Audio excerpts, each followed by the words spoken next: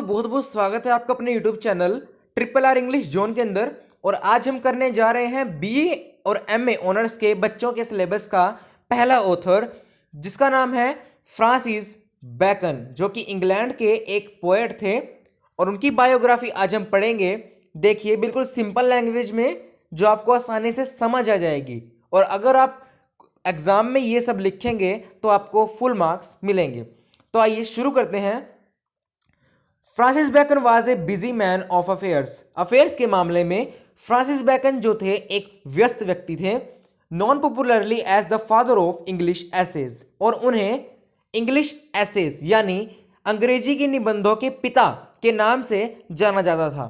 His essays have an evergreen freshness and intellectual power, और जो उनके एसेज थे जो उन्होंने लिखे थे उनके अंदर एवरग्रीन फ्रेशनेस जो कि सदाबहार ताजगी और इंटेलेक्चुअल पावर जो कि बौद्धिक शक्ति नजर आती है, देखने को मिलती है। एट द एज ऑफ 12 साल की उम्र में ही वेंट टू कैम्ब्रिज, वह कैम्ब्रिज चले गए। बच्चों की एक यूनिवर्सिटी का नाम है कैम्ब्रिज, वो वहाँ चले गए थे। जैसे कैम्ब्रिज, ऑक्सफोर्ड, ये दो एक यूनिवर्सिटी के नाम हैं जहाँ पे इन सभी अंग्रेजी के पोएट्स ने शिक्षा ग्रहण की थी। तो 12 साल की उम्र में कैम्ब्रिज चले गए पढ़ने के लिए, but left the university early, लेकिन जल्द ही उन्होंने वह यूनिवर्सिटी थी वो छोड़ दी। क्यों छोड़ दी? Declaring the whole plan of education to be irrational, शिक्षा के पूरे विचार को तर्कहीन बताते हुए उन्होंने 12 साल की उम्र में यूनिवर्सिटी छोड़ दी। ही डिमांडेड 3 थिंग्स, उन्होंने 3 चीजों की मांग की। वह 3 चीजें कौन कौन सी थी? दोस्तों, जो ये लाइन है जो वो बहुत इंपॉर्टेंट लाइन है। अगर आप पेपर में लिखोगे तो इस लाइन को जरूर लिखना। उन्होंने 3 चीजों की मांग की थी। वो 3 चीजें कौन कौन सी थी? The free investigation of nature, प्रकृति की मुफ्त जांच, फ्री इन्वेस्टिगेशन। दूसरी क्या थी? The discovery of facts instead of theory, यानी सिद्धांतों की बजाय तथ्यों की खोज करना, उन्होंने दूसरी मांग मांगी थी। एंड तीसरी क्या थी? The verification of result by experiment rather by argument, यानी तर्क की बजाय प्रयोगों द्वारा परिणामों का सत्यापन करना। उन्होंने ये 3 चीजें मांगी थी। Today we call it science, आज हम इसे साइंस का नाम देते हैं, साइंस का दर्जा देते हैं। But at that time it was revolutionary, लेकिन उस समय यह एक रिवोल्यूशनरी था, यह एक क्रांतिकारी था। Bacon used to write in Elizabethan era, उन्होंने एलिजाबेथन इरा जो कि एक काल था इसमें लिखना शुरू किया। He has given us A true picture of the English society of his time, उन्होंने अपने समय की सच्ची तस्वीरों, इंग्लिश सोसाइटी की सच्ची तस्वीरों को उन्होंने अपने समय में उजागर किया है, उन्हें प्रदर्शित किया है।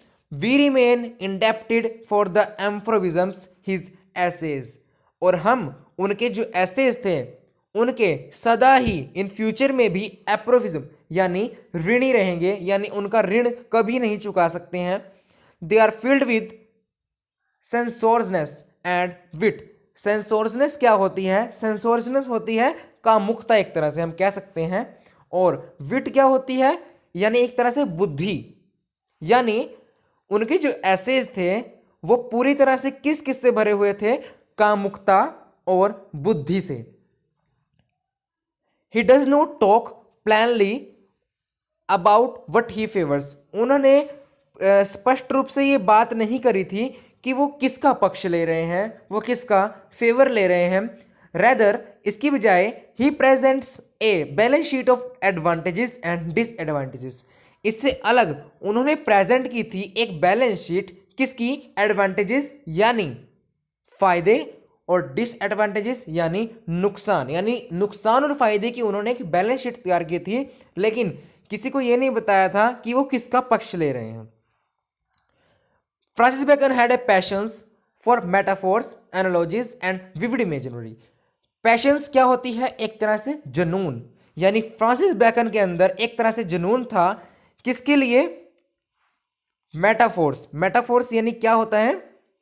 रूप को, एनालॉजीज यानी उपमाओं, और विविड इमेजिनरी यानी विशद कल्पना। यानी उन्होंने उनके अंदर साबित करने का यह एक तरह से जुनून था, किसको? मेटाफोर्स, एनालॉजीज, विविड इमेजिनरी, यानी रूपकों, उपमाओं और विशद कल्पनाओं का साबित करने का उनके अंदर एक जुनून था। ही वॉज रेटोरिकल राइटर क्या होता है दोस्तों? अलंकारिक पोएट। अलंकारिक जो राइटर होता है उन्हें बोलते हैं rhetorical poet. And his essays highlight his wisdom and incisive mind. और जो उनके एसेज थे उन्होंने हाईलाइट किया है, उजागर किया है किस किस को? ज्ञान को, विजडम को एंड इंसेसिव माइंड, और तत्क्षण अपने दिमाग को अपने एसेज के अंदर उजागर किया है। His first book was release इन 1597। उनकी जो पहली बुक थी वो रिलीज हुई 1597 में, लेकिन followed by later editions with added essays that were released in 1612 to 1625। लेकिन जो उनके कुछ ऐसेज बच गए थे जो उनके दिमाग में थे, उन्होंने वो ऐड किए कब? 1612 और 1625 के अंदर। ये बहुत ही इंपॉर्टेंट लाइन है। ये इंपॉर्टेंट लाइन 3 थिंग्स, एक तो ये लाइन और एक है ये लाइन। ये बहुत ही इंपॉर्टेंट लाइन है, इसे आप कवर अप कर लीजिएगा, इसे आप लर्न कर लीजिएगा। Each essay that Bacon wrote reveals his knowledge of Latin. उन्होंने अपने एसेस के माध्यम से दर्शाया है किसको? लैटिन नॉलेज को। लैटिन एक भाषा का नाम है। Drawn ancient Roman wisdom through axioms and proverbs, और दर्शाया है और किसको? आकर्षित Roman wisdom and through axioms यानी स्वयं सिद्धों और प्रोवर्ब्स यानी कहावतों। यानी उन्होंने अपने एसेज में लैटिन भाषा को दर्शाया ही है, रोमन विजडम को भी दर्शाया है, किसके माध्यम से? प्रोवर्ब्स यानी कहावतों और स्वयं सिद्ध यानी एक्सियम्स के द्वारा। फ्रांसिस बैकन एज ऐसे cover a wide variety. Wide variety क्या होती है? एक तरह से व्यापक किस्म। उन्होंने अपने एसेस को कवर किया है, दर्शाया है wide variety, topic and style. यानी उन्होंने अपने एसेज में जो टॉपिक और स्टाइल थे उन्हें वाइड वैरायटी में दर्शाया है, यानी व्यापक किस्म में दर्शाया है। Ranging from individual to society issues and forms common place to essential. और उन्होंने अपने जो सामाजिक मुद्दों यानी सोसाइटी जो इश्यूज थे, सोसाइटीज इशू और सामान्य से लेकर अस्तित्वगत एसेंशियल को दर्शाया। यानी from common place to essential, यानी सामान्य से लेकर अस्तित्वगत को भी दर्शाया है अपने एसेज के अंदर। आगे है Bacon's essays received at the time with a great praise. यानी उस समय उनके एसेज में उन्होंने प्राप्त किया था अपने समय में क्या क्या? Great praise. प्रेज का मतलब क्या होता है? एक तरह से प्रशंसा। प्रेज, एडोरेशन यानी आराधना, एंड रेवेरेंस पोटर यानी श्रद्धा। एक तरह से हम कह सकते हैं ही वॉज नोटिस्ड। उन्होंने नोटिस किया क्या? और borrowing ideas from the works of historical writers such as Aristotle Harmon. Aristotle यानी हार्मन, ये हिंदी में एरिस्टोटल हार्मन का हम अरस्तु भी कह सकते हैं। यानी उन्होंने अरस्तु जैसे ऐतिहासिक लेखकों के कार्य से विचारों को उधार लिया था। आगे है he represents a continuations of a philosophical school of thought.